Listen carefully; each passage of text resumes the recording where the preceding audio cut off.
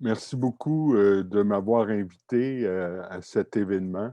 J'espère que ma présentation, bien que peut-être plus longue que celle des autres, ne sera pas trop ennuyeuse.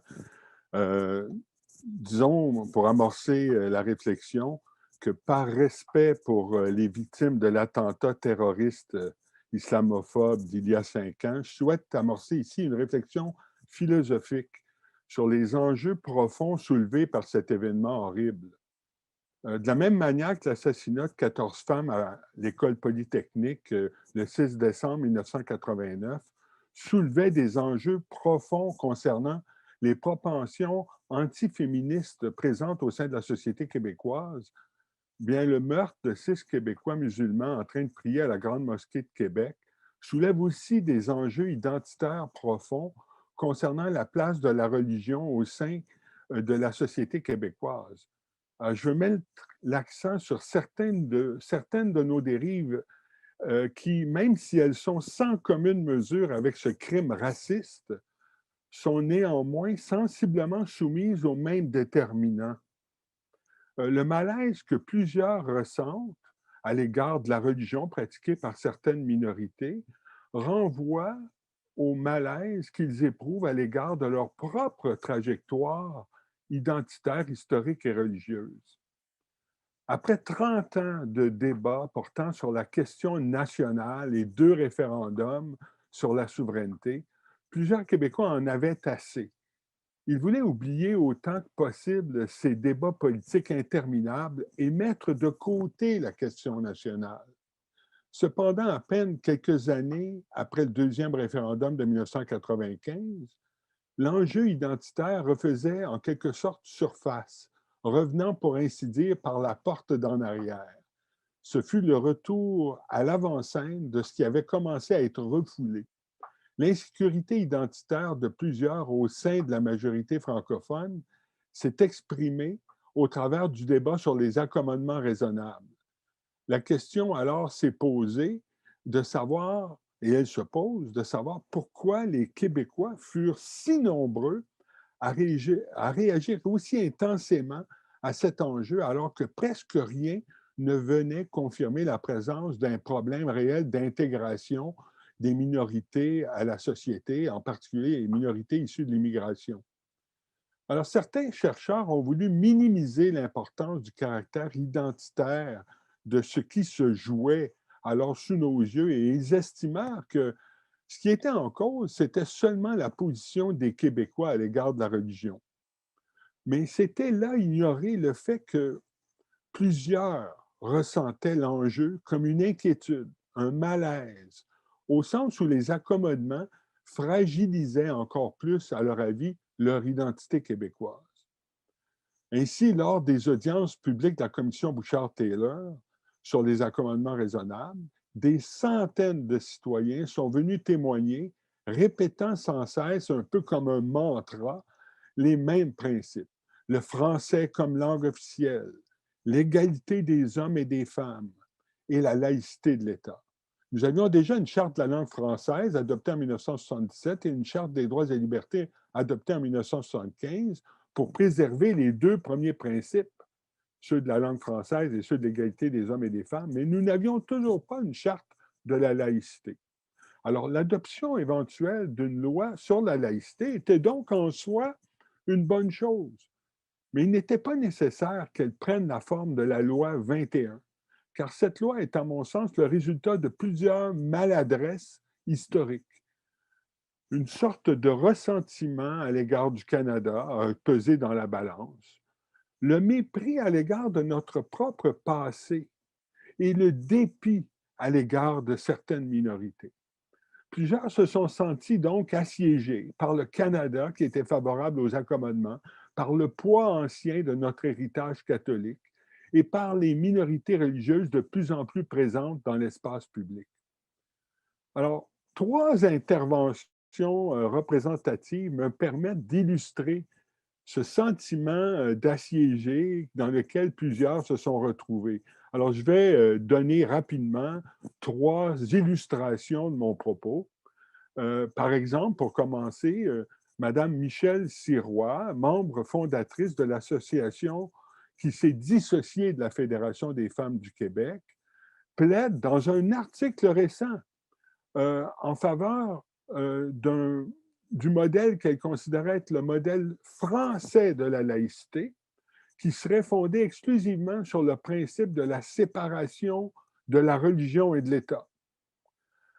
Par opposition au modèle canadien qu'elle nomme le multiculturalisme anglo-saxon, et qui est, selon elle, exclusivement fondé sur la protection de la liberté de religion et donc sur la neutralité de l'État. Elle pense qu'il faut choisir entre le principe de séparation et la neutralité, puis elle opte pour le principe de séparation.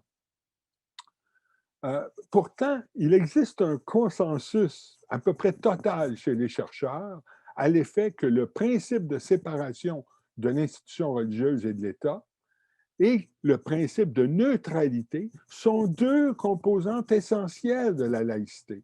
On peut citer à cet effet Gérard Bouchard et Charles Taylor dans le rapport de la Commission sur les accommodements raisonnables en 2008, mais aussi Jocelyn McClure et Charles Taylor en 2010, Jean Bobéro et Micheline Milot en 2011, David Coussens et Valérie Amirault en 2014, ainsi que Jérôme Gosselin-Tappe et moi-même en 2017. Nous sommes tous d'accord pour dire que la laïcité de l'État nécessite non seulement le principe de séparation, mais aussi le principe de neutralité. D'ailleurs, même la loi 21, à défaut d'être réellement neutre, reconnaît ces deux principes dans sa définition même de la laïcité à l'article 2. Malheureusement, le ressentiment à l'égard du Canada est tel que plusieurs ont voulu faire fi de l'exigence de neutralité et de la protection de la liberté de conscience. Ils oublient le fait que nous n'avons jamais au Québec, jamais légiféré par le passé pour interdire de porter des signes religieux dans la fonction publique. L'État a toujours été neutre en matière de tenue vestimentaire religieuse pour les employés de l'État. Mais plusieurs veulent se couper de cet héritage. Ils préfèrent désormais un État qui, en plus d'assurer la laïcité de nos institutions, se mêle de séculariser la société. C'est ainsi que l'État s'est retrouvé en train de violer les droits et libertés, de pratiquer et de manifester sa foi religieuse. Alors, voici maintenant une deuxième illustration de cette façon de voir qui instaure une division manichéenne entre le point de vue québécois et le point de vue canadien et qui est oublieuse de notre propre passé et qui brime les minorités. Dans un article récent aussi, la journaliste Hélène Bouzetti oppose une conception francophone de la religion qui associe celle-ci à un ensemble d'idées, alors qu'il y aurait une conception anglophone en vertu de laquelle la religion serait intimement liée à l'identité. Alors, selon elle, pour la plupart des gens dans le Canada anglophone, la religion serait un enjeu identitaire, alors que pour la plupart des gens au sein du Québec francophone, ce serait un ensemble doctrinaire. Or, à mon avis, la véritable neutralité exige que l'on respecte les deux points de vue. Il faut accepter que pour certains, la religion est un système de croyance que l'on décide d'endosser en exerçant sa liberté de conscience. Pour ceux qui voient la religion de cette façon, c'est une affaire privée. Les signes religieux sont alors pour eux des accessoires secondaires. Ils ont un caractère accessoire. L'important étant leurs croyances personnelles qui se vivent comme une expérience privée. Mais il y a aussi ceux qui vivent leur religion comme une expression de leur appartenance à une communauté. Pour eux, le signe religieux est un marqueur identitaire de cette appartenance communautaire. Cette autre façon de pratiquer la religion devrait également mériter notre respect. Et ce faisant, nous devrions respecter les signes religieux. En d'autres termes, nous n'avons pas choisi entre le modèle soi-disant francophone et le modèle soi-disant anglophone, outre le respect égal que nous devons aux croyants et aux non-croyants, de même que le respect que nous devons aux différentes religions établies, Nous devons également respecter les différentes façons de vivre la religion, en privé ou dans un cadre communautaire où la religion alors fait partie de l'identité collective. La virulence du ressentiment à l'égard du Canada est cependant si forte qu'elle a conduit plusieurs à oublier que la religion a toujours un impact sur la vie collective des gens. Elle a d'ailleurs, à notre époque, toujours un impact à travers le monde. On pense à l'hindouisme pratiqué par la majorité en Inde, le judaïsme en Israël, le christianisme dans les pays européens, l'islam dans les pays arabes, et ainsi de suite. Même au Québec, la majorité canadienne-française s'est pendant longtemps définie collectivement à partir du catholicisme. On devrait donc comprendre que la religion puisse jouer un rôle identitaire collectif au sein de certaines minorités. Au lieu de couper les ponts complètement avec notre propre passé, il faudrait que l'on fasse la paix avec notre histoire assez pour être capable de distinguer la présence visible de signes religieux portés par une infime minorité de gens dans la fonction publique et l'ancienne présence exorbitante du clergé catholique qui, à une certaine époque, dominait complètement les sphères de la santé et de l'éducation.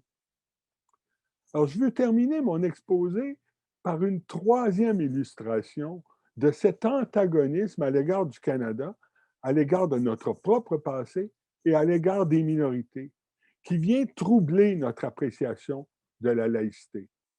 Déjà, dans son livre de 2007, intitulé Nous, Jean-François Lisée adoptait une perspective qui inversait l'approche canadienne à l'égard des minorités en affirmant que c'est aujourd'hui que commence le moment majoritaire.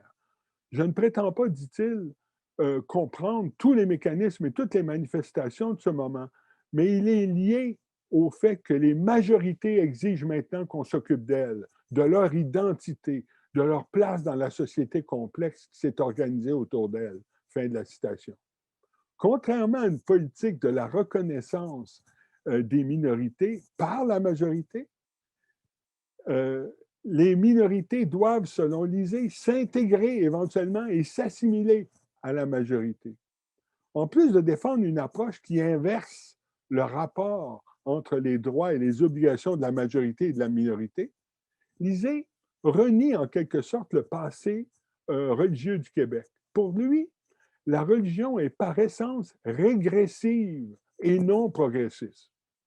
Selon lui, l'État laïque doit suivre la marche, et je cite, des citoyens qui prennent leur distance par rapport aux mythes et dogmes religieux.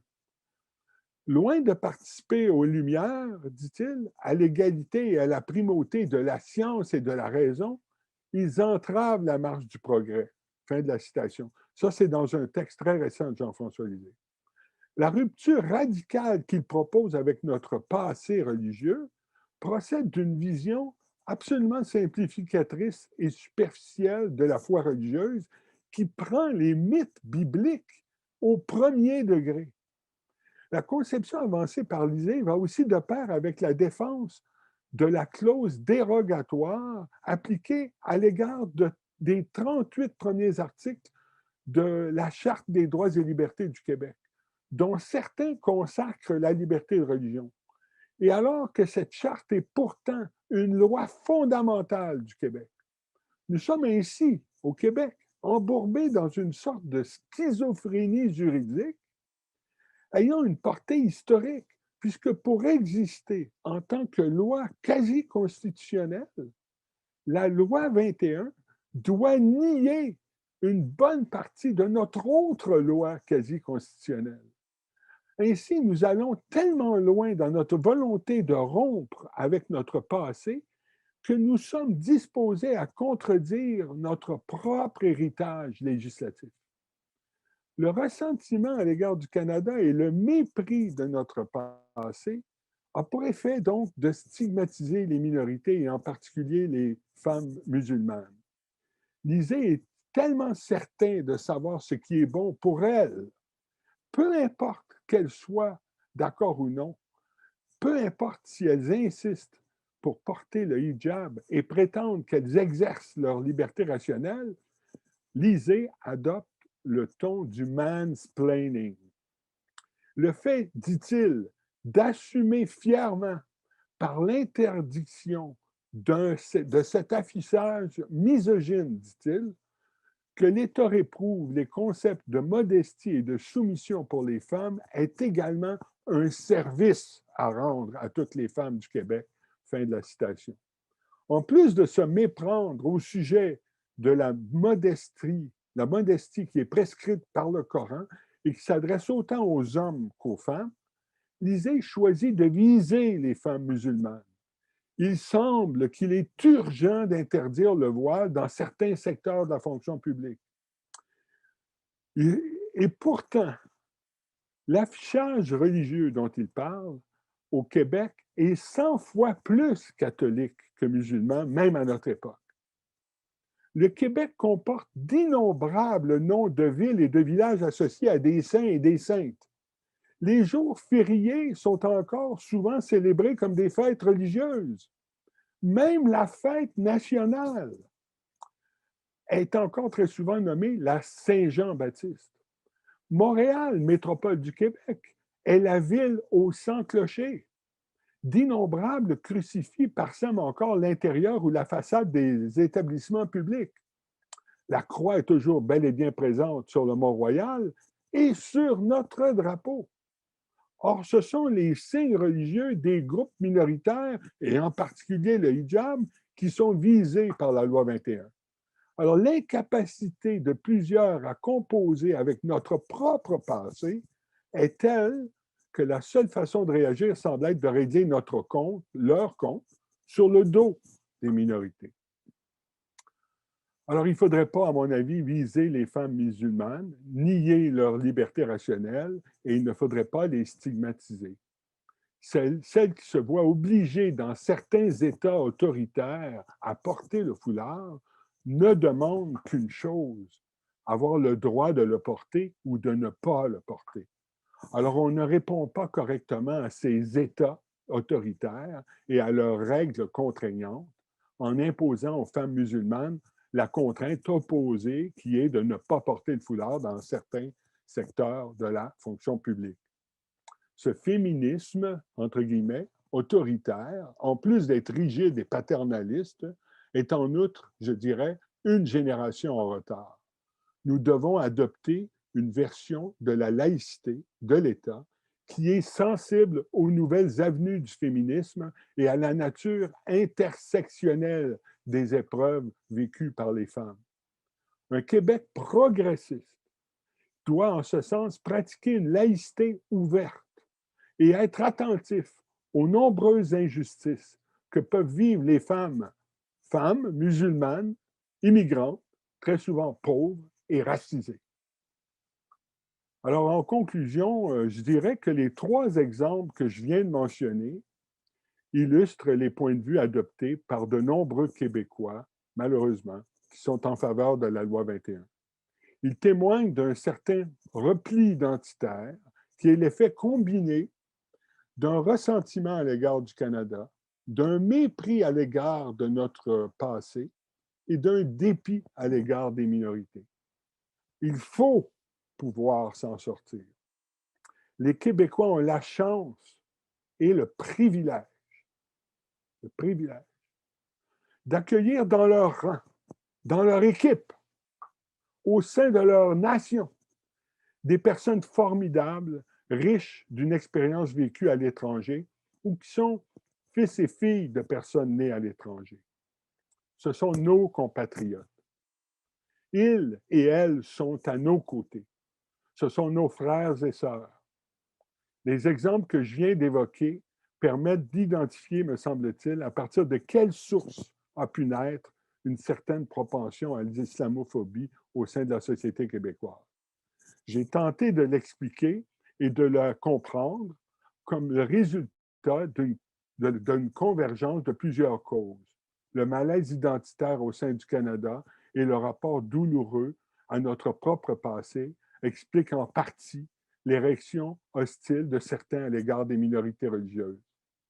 ces facteurs explicatifs ne parviennent quand même pas à comprendre totalement le geste insensé posé il y a 5 ans. Cette tragédie reste innommable et en un certain sens insondable. La présentation que je viens de faire ne dit d'ailleurs pas la peine que j'ai. Merci quand même de m'avoir écouté.